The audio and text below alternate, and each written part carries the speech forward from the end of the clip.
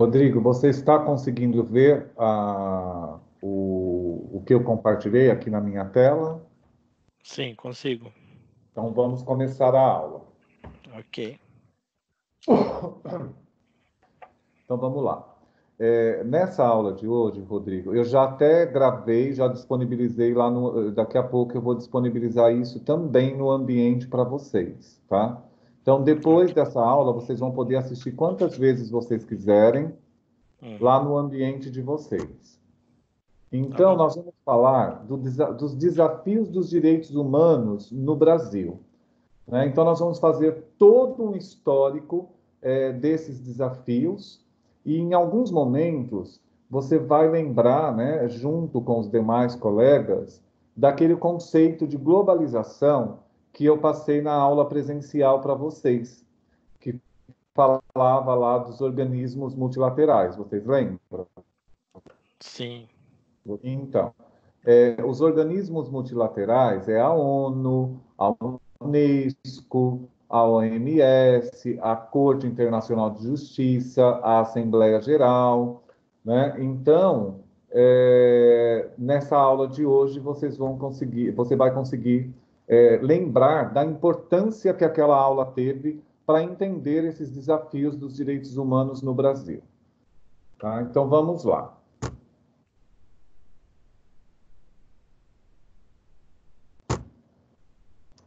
Então, nós vamos fazer algumas abordagens sobre os temas afetos aos direitos humanos e seus desafios enfrentados no cotidiano brasileiro, apresentando as nuances que circundam a aplicação dos direitos humanos e cidadania no Brasil. Eu também passei para vocês em aula o conceito de cidadania, que é aquela garantia dos direitos civis, políticos e sociais. Vocês estão, está lembrado, né? Sim. Ótimo. Então vamos lá.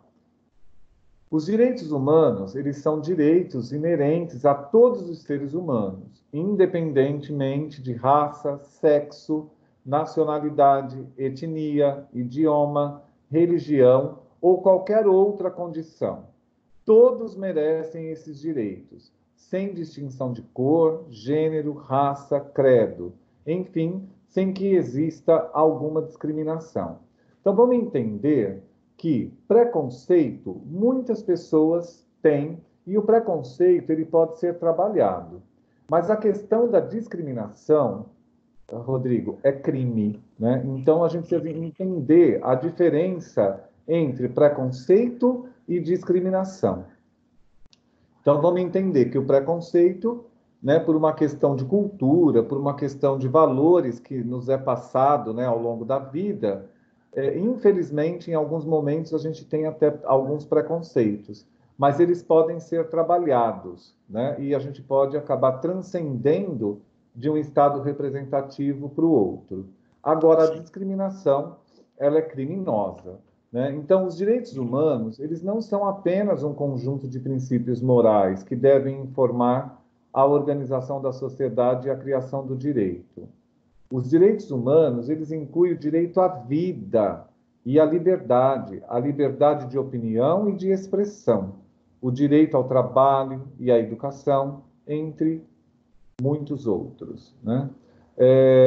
E é claro que existem alguns tratados internacionais e constituições, né, de direitos aos indivíduos e às coletividades. Então, existem obrigações jurídicas concretas aos Estados. Por isso que eu trabalhei aquela questão da globalização, para a gente entender que parte daqueles organismos multilaterais, essa questão dos tratados internacionais, né? Então, aqui nessa aula, além de verificar esses tratados, nós vamos também fazer um retrospecto de todas as constituições aqui do Brasil, né, até a Constituição de 88, que é a atual, para nós entendermos como esses direitos humanos eles foram sendo construídos, né, ao longo do tempo. Tudo bem até aí? Sim, tudo bem. Então, todos os seres humanos, eles nascem livres e iguais em dignidade e em direitos, dotados de razão e de consciência, né? Eles devem agir uns para com os outros em espírito de fraternidade. Os direitos humanos, eles são garantidos legalmente pelo ordenamento jurídico, protegendo indivíduos e grupos contra ações que interferem nas liberdades fundamentais e na dignidade da pessoa humana. Portanto, né, esses direitos humanos, eles estão expressos também nesses tratados internacionais, né, que parte daqueles organismos multilaterais que nós já discutimos em aula. Né? Então, esses direitos eles estão em pleiade de princípios e outras modalidades do direito. Vamos lá. Então, a legislação dos direitos humanos obriga, obviamente, os Estados a agir de uma determinada maneira e proíbe os Estados de se envolverem em atividades específicas. Os direitos humanos, eles são direitos inerentes a cada pessoa, simplesmente por ela ser um humano. Então, o que acontece? O fato de você ser humano já te garante esses direitos. Não há necessidade de uma intervenção da estatal, né, do Estado, para que isso aconteça. Então, esses tratados e outras modalidades do direito, eles costumam servir para proteger formalmente os direitos de indivíduos e grupos contra ações ou abandono dos governos, né, que interferem no desfrute desses direitos. Mais à frente, você vai perceber que a gente tem a Declaração, né, dos Direitos Humanos para fazer essa garantia. Então, algumas das características mais importantes dos direitos humanos são os direitos humanos que são fundados sobre o respeito pela dignidade e o valor de cada pessoa. E isso é universal. O que quer dizer que são aplicados de forma igual e sem discriminação a todas as pessoas.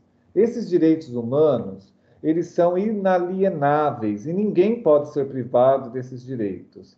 Eles são limitados em situações específicas. Por exemplo, o direito à liberdade pode ser restringido se uma pessoa é considerada culpada de um crime, diante de um tribunal ou com o devido processo legal. São indivisíveis, interrelacionados e interdependentes, já que é insuficiente respeitar alguns direitos humanos e outros não. Então, no caso de uma pessoa criminosa e ela julgada justamente, esse direito à liberdade vai ser privado a ela porque ela não cumpriu com o seu dever na sociedade majoritária. No caso aí, ela perde direitos, é isso? Exatamente. Se ela não cumprir com o dever, né, jurídico, ela perde esse direito à liberdade, no caso, se ela for julgada culpada. Né? E é isso. Então, na prática, né, a violação de um direito vai afetar o respeito por muitos outros. Todos os direitos humanos devem, portanto, ser vistos como de igual importância, sendo igualmente essencial respeitar a dignidade e o valor de cada pessoa. Nesse caso, aqui é muito complicado, porque o ser humano, ele é um indivíduo, né? E cada indivíduo tem os seus valores. Então, para respeitar esse direito humano, é importante que a gente compreenda esses valores, né? E, como eu disse, nesses valores podem estar impregnados o preconceito, mas a partir da inferência, né, desse indivíduo num processo educacional, ou formal, ou informal, o acesso à cultura, isso faz com que ele trabalhe essa questão do preconceito, né, a partir da orientação. Agora, quando esse preconceito ele se transforma em discriminação, aí ele acaba violando o direito humano, né? Então, ele vai, em algum momento, ser repreendido por isso. Então, os direitos humanos, eles são os direitos e liberdades básicas de todos os seres humanos. O acesso limitado a oportunidades de educação, desigualdade social, saúde pública precária, falta de transparência e abuso de poder são, sem sombra de dúvida, obstáculos, né, para a execução plena dos direitos dos indivíduos. Então, quando existe esse tipo de problema, nós estamos aí agredindo o direito individual, né, a essas questões todas. E a gente sabe que aqui no Brasil é bem comum verificar tudo isso. Por isso que, não é? Naquela obra do José Murilo de Carvalho, que é Cidadania no Brasil, um longo caminho, ele diz que é um longo caminho exatamente por isso. Porque nem todos esses direitos humanos, eles são respeitados, né, aqui no Brasil. Inclusive, nós vamos ver daqui a pouco essa questão que nós estamos passando, essa crise mundial, né, por conta da saúde. Eu deixei até uma reflexão para vocês sobre a questão do direito à vida, né, que é o primeiro que precisa ser respeitado num momento como esse. Né? Depois, a questão da economia e demais Sim. situações que também está intrinsecamente ligado com a ideia de liberdade de pensamento, de expressão e igualdade perante a lei. A ONU, né, então aqui está o primeiro organismo, né, que é a Organização das Nações Unidas, foi a responsável por proclamar a Declaração Universal, Universal dos Direitos Humanos. Então, vamos para veja. A Declaração dos Direitos Humanos, né, que é essa Declaração Universal, ela é instituída, né, e proclamada, e deve ser respeitada por todas as nações do mundo. Então, significa que é uma declaração globalizada, né? O mundo inteiro precisa respeitar essa declaração universal, né? E nessa declaração afirma que todos os seres humanos nascem livres e iguais em dignidade e em direitos, dotados de razão e de consciência, e devem agir uns para com os outros em espíritos de fraternidade. Isso é o princípio da Declaração dos Direitos Humanos. Entendi. Isso só engloba os que estão no No G8, Pacto G20 Global. ou todos os Não, países? Pacto Global. Não só os países primeiro-mundistas, mas todos os países que fazem parte do Pacto Global. Entendi. Então, essa Declaração Universal dos Direitos Humanos tem como objetivo evitar guerras, promover a paz mundial e de fortalecer os direitos humanitários e, principalmente, manter o tratamento digno e igualitário a todos os indivíduos do mundo. Então, vamos lá. A Declaração Universal dos Direitos Humanos tem uma importância mundial, apesar de não obrigar juridicamente que todos os estados a respeitem. Então, olha só que interessante. Aqueles países que não fazem parte do Pacto Global, de repente, não têm a obrigação de respeitar juridicamente, tá? Então, você vai perceber que em alguns países do mundo, essa declaração ela não é respeitada. Eu não vou entrar aqui em detalhe nessa aula quais são esses países, né? Porque seria uma questão de ética não apontar, né, isso. Mas saibam que em determinados países essa declaração ela não é respeitada mesmo, né?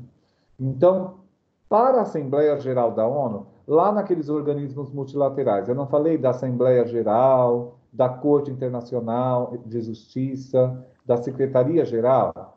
Então, a Assembleia Geral, ela faz parte da Organização das Nações Unidas.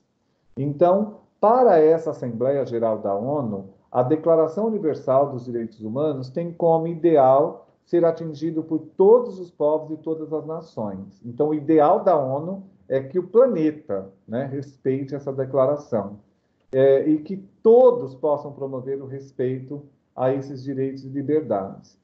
No Brasil, né, essa declaração ela passa a ser 100%, né, vamos dizer assim, respeitada, principalmente juridicamente, a partir da Constituição de 1988, que é a nossa atual Constituição. Tudo bem?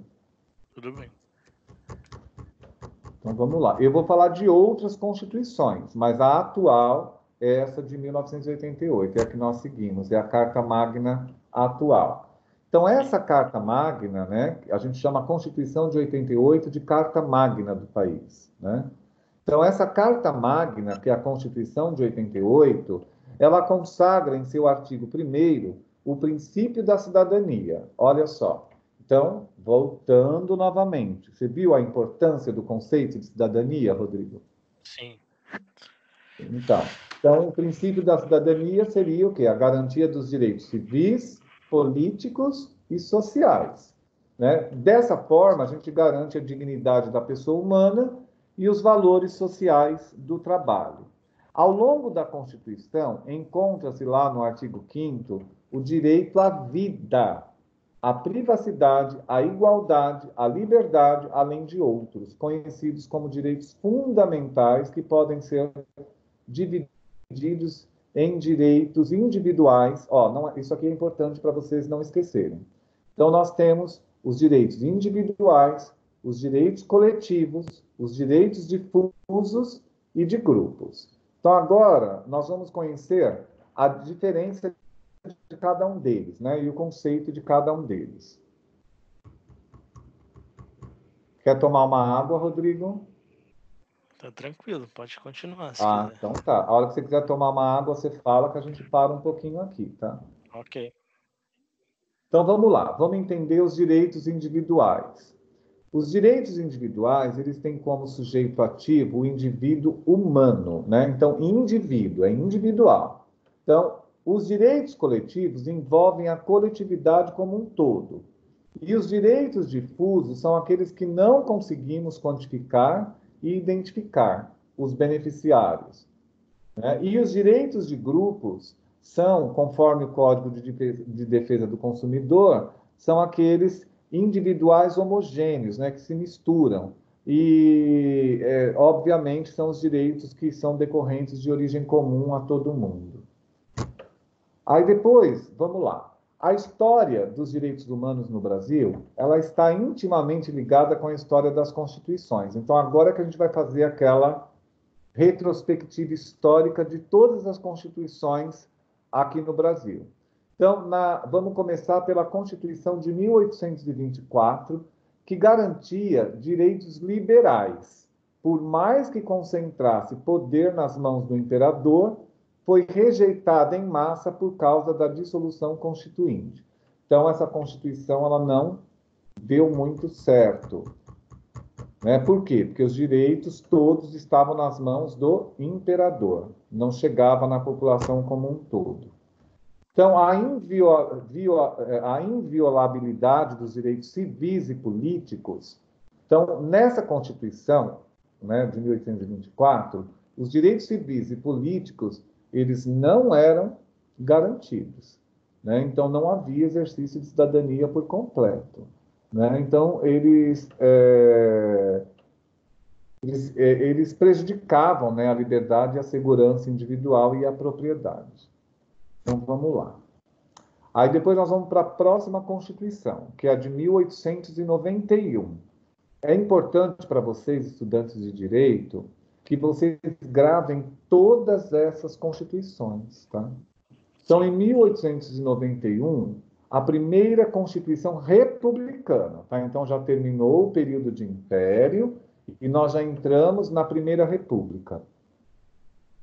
Então, nessa Constituição, que é republicana, é a primeira republicana, garantiu o sufrágio direto para as eleições dos deputados, senadores, presidente e vice-presidente da República, mas impediu que os mendigos, os analfabetos, né, e os rebeldes pudessem exercer os direitos políticos. Então, quer dizer, não tem garantia de direito humano aí, né? Tinha a garantia de direito político por uma pequena minoria, mas os mendigos, os analfabetos e os rebeldes, aqueles que eram contra a sistemática, eles não podiam votar, eles não tinham direito político algum, né? Então, é muito complicado. Nesse momento, a gente percebe que nem todos os direitos humanos eram garantidos. Aí vem a força econômica nas mãos dos fazendeiros, né, que permitia manipular os mais fracos economicamente. Aí vem a Revolução de 30, né, onde houve o desrespeito aos direitos humanos, que só seria recuperado com a Constituição de 34. Né? Aí, então, em 1934, a gente tinha uma outra Constituição. Aí, em 37, com o Estado Novo, os direitos humanos eram quase inexistentes, porque aqui era um período de ditadura muito forte, né? Essa situação ela só foi recuperada em 46 com uma nova Constituição que durou até 1967. Então, durante o regime militar, houve muitos retrocessos, né, e restrições aos direitos de reunião, as pessoas não podiam se reunir, as pessoas não podiam falar, as pessoas não tinham liberdade de expressão. E aí, com esse regime militar, obviamente que esses direitos humanos foram muito afetados. Muitas pessoas torturadas, exiladas. Acho que foi um dos momentos onde os direitos humanos mais sofreu. Né? Aí, vamos lá. Está previsto no caput do artigo 5º da Constituição Federal de 88. Então, chegamos na nossa atual Constituição. Então, nessa nossa Constituição atual, que é a Constituição de 88, que está valendo, né? Vamos ver até quando ela vai suportar. Na minha opinião, nós já estamos na hora de pensar numa outra Constituição, né? Nós estamos vivendo um momento que precisa ser mudado, mas ainda estamos na Constituição de 88. Então, todos são iguais perante a lei, sem distinção de qualquer natureza, garantindo-se aos brasileiros e aos estrangeiros residentes no país a inviolabilidade do direito à vida, à liberdade, à igualdade, à segurança e à propriedade. É bem bonito, né, o que está na Constituição. Então, o Brasil é um país com profundas e intensas desigualdades sociais, o acesso limitado às oportunidades de educação, a ineficiência de saúde pública, e agora nós vamos sentir isso na pele, né, com essa pandemia terrível. A violência, exatamente. A violência que já se institucionalizou, a irracionalidade na exploração dos recursos naturais, né, as pessoas vão explorando e a natureza depois cobrando, a corrupção, a falta de transparência, o abuso de poder, são problemáticas aí que a gente enfrenta e que fere, né, essa questão dos direitos humanos. O Estado ele tem o dever de proteger os fundamentos essenciais à manutenção da vida social digna, representada pelo concreto exercício de direitos inerentes ao ser humano. Agora, nesse momento, é muito importante discutirmos isso, porque a vida é o mais importante, né? E o Estado ele precisa garantir essa vida, né, no momento desses. A liberdade e a igualdade é essencial à concepção atual de Estado e, no caso da República Federativa do Brasil, sedimenta-se nos alicerces da democracia. Né? Então, isso é uma questão jurídica, né? Precisa ser respeitado. Então, vamos lá, continuando. Então, dessa forma, conforme a Constituição do Brasil, os direitos e garantias fundamentais estão subdivididos em 3 núcleos principais. Então, de novo, ó, os direitos individuais e coletivos é um grupo, é um núcleo. Os direitos sociais e da nacionalidade é um outro núcleo. E os direitos políticos e os direitos gerais, né, é um outro núcleo. E eles estão intrinsecamente ligados, né, à questão dos direitos humanos e devem ser tutelados pelo Estado. Então, esses núcleos, eles precisam ser de responsabilidade do Estado, e o Estado precisa garantir todos esses direitos. E o mais importante, Rodrigo, é a questão do direito à vida. Eu trouxe para essa aula exatamente por conta desse momento que nós estamos vivendo. Então, o direito à vida, ele é o principal direito garantido a todas as pessoas, sem nenhuma distinção. Então, aqui não importa se é pobre, se é rico, a estratificação social, todo mundo tem o direito à vida. E segundo aí o ministro, né, Alexandre de Moraes, o direito à vida é o mais fundamental de todos os direitos, já que se constitui um pré-requisito à existência de exercício, né, de todos os demais. Então, vamos ver, isso aqui é uma parte da obra dele, né? Então, vamos ver agora na prática se ele, de fato, garante esse direito à vida numa situação contingencial como a gente está vivendo agora. Sim. Né? Então, fica claro, né, que se o direito à vida não for assegurado, todos os demais perdem o sentido de ser. Né? Então, o André Ramos Tavares, que é um outro jurista, né, ele coloca, num estudo que ele fez, a questão do direito à vida em duas vertentes, né? Sendo a primeira no direito de permanecer existente, que é o direito principal, e, em segundo momento, o direito a um adequado nível de vida. Né? Então, não basta só existir, mas você tem que ter uma vida adequada. Né? E segundo ele, a vida ela deve ser interrompida apenas por problemas naturais, restando proibido que uma pessoa tire a vida da outra. Então, aqui, nesse caso de pandemia, né, quando uma pessoa ela contrai um vírus, vamos dizer que é natural que isso aconteça, mas se as pessoas não tiverem os cuidados devidos, o socorro, o direito ao tratamento, é como se nós estivéssemos tirando um direito humano a ela, né? Porque ela tem esse direito de tratamento para manter a vida. Então, aí não é natural, né? A gente não pode culpar uma situação e tirar a responsabilidade do Estado de uma outra. Então, o direito à vida também é um direito à saúde. Né? Então, todos temos direito à saúde, à alimentação, à educação e todas as formas que garantam a dignidade da pessoa humana. Consequentemente, o Estado deve assegurar tais garantias a todas as pessoas para garantir ao mesmo tempo o próprio direito à vida. Então, não justifica, Rodrigo, o Estado querer tirar emprego, reduzir salário para manter a vida e o direito à saúde, né, à alimentação, à educação nesse momento. Né? Então, quando a gente critica um governo que, de repente, sai tomando atitudes para tirar esse direito das pessoas, a gente percebe o quanto o nosso país não está preparado para uma situação como essa. Né? Sim. Então, vamos lá. Infelizmente, aqui no Brasil, muitos desses direitos não são respeitados, e isso significa que é uma afronta à Carta Magna, né? Uma afronta à Constituição. Então, inúmeros casos de pessoas com doenças graves acabam morrendo porque não têm acesso a um tratamento digno, leitos de hospitais deficientes, falta de remédios que poderiam salvar suas vidas, agridem a dignidade da pessoa humana e, com isso, os direitos humanos. Paralelo a isso, milhões de pessoas, por sua vez, vivem na mais completa miséria, situações degradantes, sem alimentação, né, para darem sentido à vida delas. Então é muito complicado. Por isso que José Murilo de Carvalho tem razão. Cidadania no Brasil ainda é um longo caminho.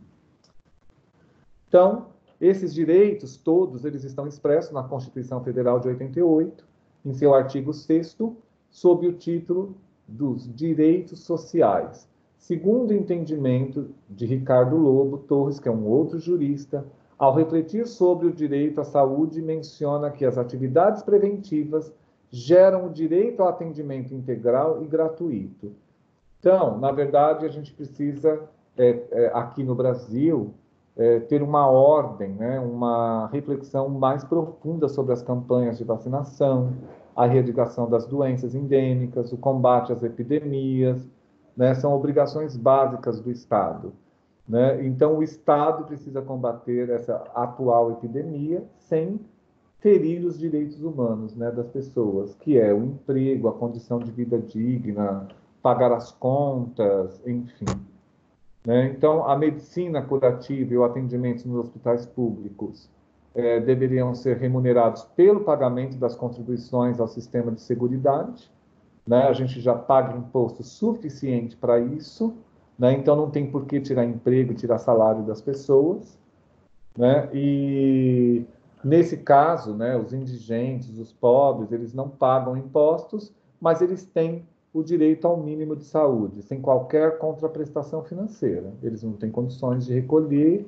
A classe média e as demais estratificações sociais é que bancam essas pessoas, portanto, ela também tem direito a tudo que o outro tem, e o Estado precisa garantir. Então, o Estado ele não assegura, né, em todo o país o direito à saúde a toda a população, né? Muito embora o direito à vida também está presente. Então, olha lá direitinho depois quando vocês forem estudar a Constituição como um todo, lá no artigo 225, parágrafo 1º da Constituição Federal, né, da Carta Magna, é um dever que se impõe ao Estado. Ele que tem a responsabilidade de preservar a vida e ainda com determinado grau de qualidade, né? Então, pode-se afirmar que o direito mais fundamental dos direitos, sem sombra de dúvida, é a proteção à vida, principalmente num momento como esse. E, para terminar a nossa aula, Rodrigo, assim podemos falar que o direito à vida é condição sine qua non para a proteção e para o exercício de todos os direitos, né? Então, esse é o conteúdo, né, da aula. Eu vou agora finalizar a aula, Sim. tá? E você depois pode assistir junto com os colegas toda a aula, porque eu vou passar por stream, vou gravar a aula toda e coloco lá no ambiente para vocês. Eu queria Ok. agradecer muito, Rodrigo, a sua participação. Se você puder falar com seus colegas para que na próxima segunda-feira todos acessem a aula, porque isso é importante. Hoje só você assistiu a aula, né? Então a gente Então, fica muito preocupado com tudo isso, né? Então eu queria te agradecer aí pela sua presença, tá bom? agradeço a aula, professor. E Tá? eu tava com dificuldade de entrar no portal, porque acho que deu algum problema, que tem muita gente acessando, né? Pode ser Tá. que tenha O acontecido isso. mundo está dando aula, né? Assim, né, Rodrigo? Tá Mas, bom? então, Então, obrigado, viu, professor? imagina, Rodrigo, se eu te dar aqui um tchau. Eu estou ligando a minha câmera agora. Tchau, Rodrigo. Não, Qualquer professor. dúvida, na segunda-feira estou aqui de novo e aí a gente tira aqui na aula, tá bom? Ok, então, obrigado, viu? Nada. Um abraço. Tchau, tchau. Tchau.